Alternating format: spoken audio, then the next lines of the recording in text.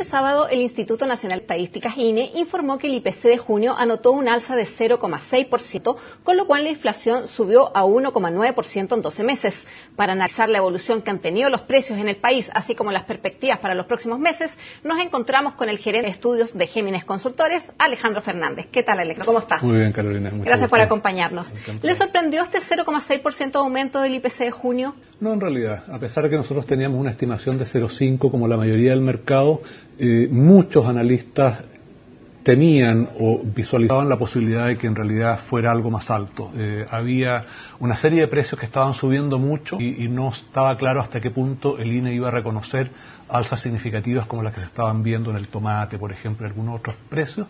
Y bueno, finalmente la electricidad subió mucho más de lo que se había previsto, así que faltó muy poquito para que fuera a ser 7 incluso. Eso fue lo que más dejó a los analistas, podríamos decirlo, que no supieron acertarle a la cifra. La electricidad no se midió bien cuánto iba a ser la liquidación de las tarifas que en este mes se revertía.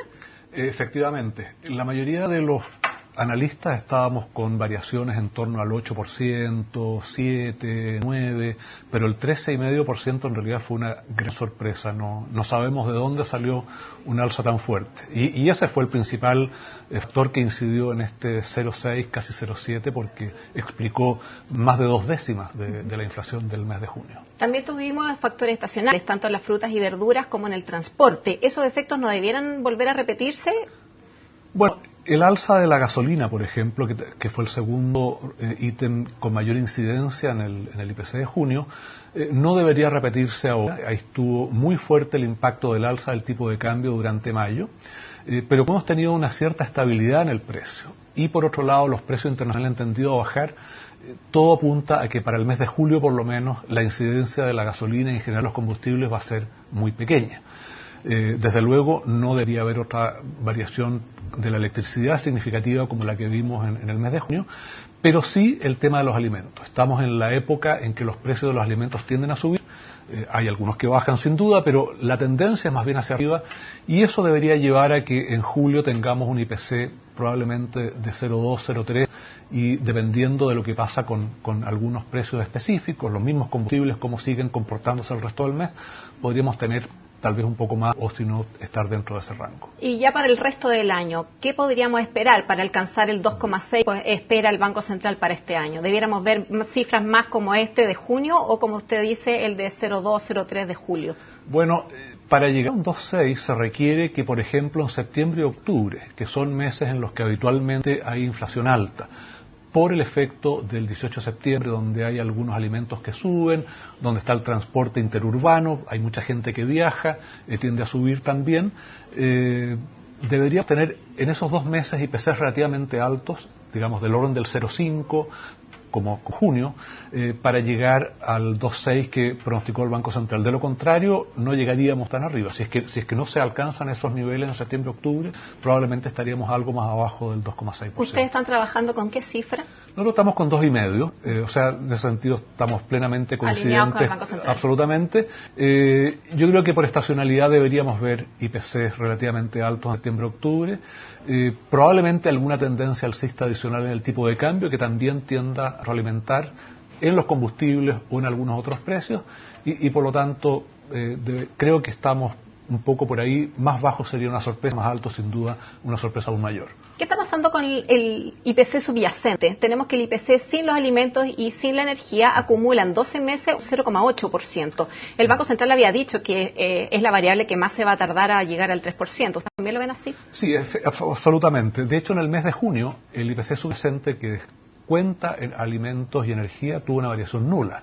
De manera tal de que eso revela que el 0,6 se explicó exclusivamente por esas categorías de bienes.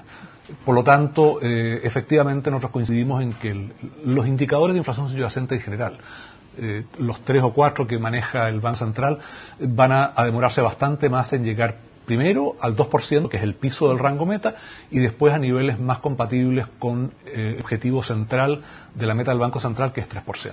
Ahora, hablemos un poco de la inflación de los transables, que tiene mucho que ver con la depreciación cambiaria que hemos visto. Sí. Eso debería inyectar inflación este año, ¿verdad?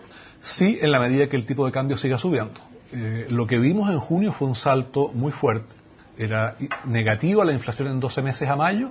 En junio pasó a ser claramente positiva, un nivel muy bajo todavía, pero claramente positiva, y eso tuvo que ver fundamentalmente con la devaluación del peso.